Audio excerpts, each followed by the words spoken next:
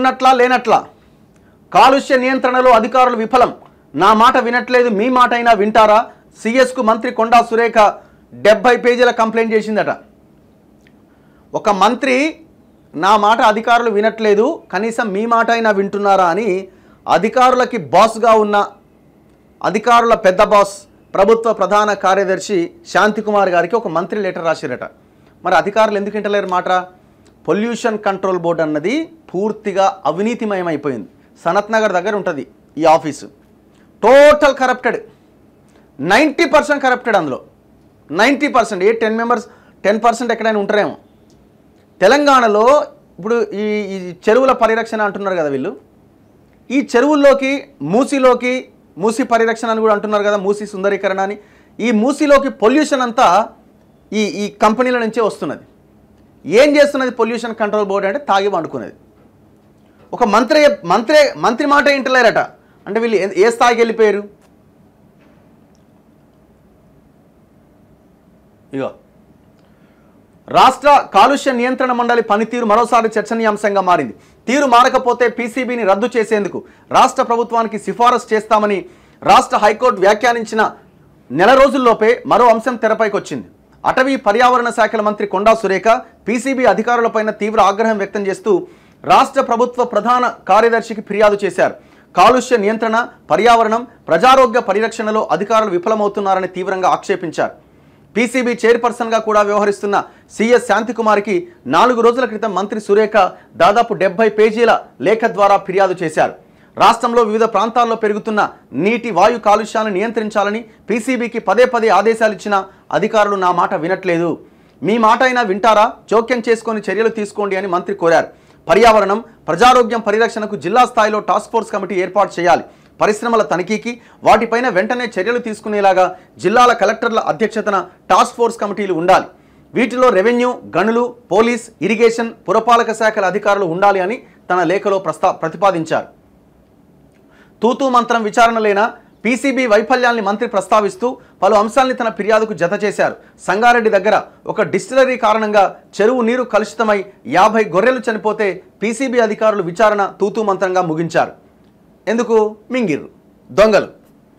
చిట్కుల్ చెరువుల్లో చేపలు చనిపోతే ఆ నీరు కలుషితం కాలేదని నివేదిక ఇచ్చారు.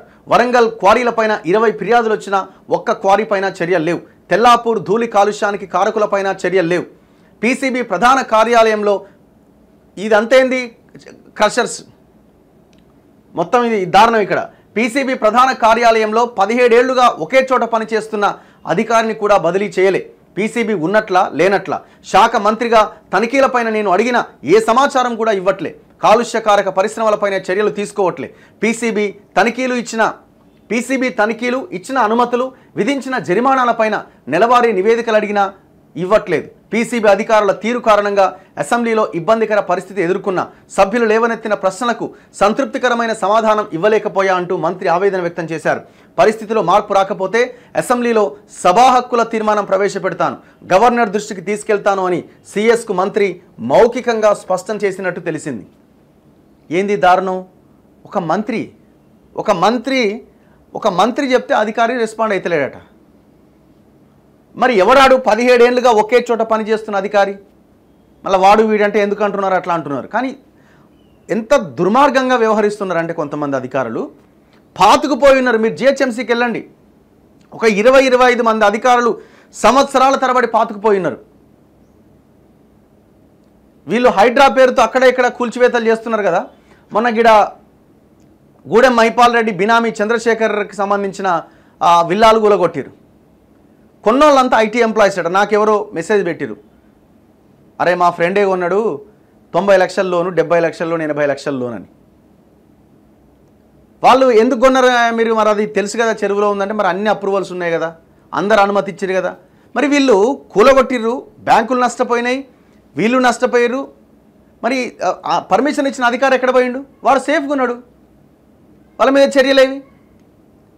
ఇట్లాంటి దొంగ అధికారులు చాలామంది ఆయా డిపార్ట్మెంట్స్లో పాతుకుపోయి ఉన్నారు. వీళ్ళని కనుక ప్రక్షాళన చేయకపోతే ఈ అవినీతిని మీరు నిర్మూలించలేరు. ఒక మంత్రి ప్రభుత్వ ప్రధాన కార్యదర్శికి లెటర్ రాసింది, అధికారులు నా మాట వింటలేరని. ఎంత దారుణం ఇది! మరి ఉందా అడ్మినిస్ట్రేషన్? లేదా? ఎవరు పట్టు సాధించలేకపోతున్నారు, పట్టు బిగించలేకపోతున్నారు? మీ మాట ఒక అధికారి వినట్లేదంటే వాడికి ఏం ఇన్ఫ్లుయెన్స్ ఉన్నది? అంటే ఈ మంత్రి కాకుండా ఇంకో మంత్రి చేత వ్యవహారం నడిపిస్తున్నాడా? మీరెంత, నాకు ఇంకో మంత్రి తెలుసా అని అనుకుంటున్నాడా? లేదు వాడు 100 కోట్లు సంపాదించుంటాడా? ఏదో ఒకటి ఉంటుంది కదా, ఏదో ఒక బలమైన ఇన్ఫ్లుయెన్స్ లేనిది మంత్రి చెప్పినా కూడా ఇవ్వట్లేదంటే ఏదో ఒక బలమైన ఇన్ఫ్లుయెన్స్ ఉంటుంది.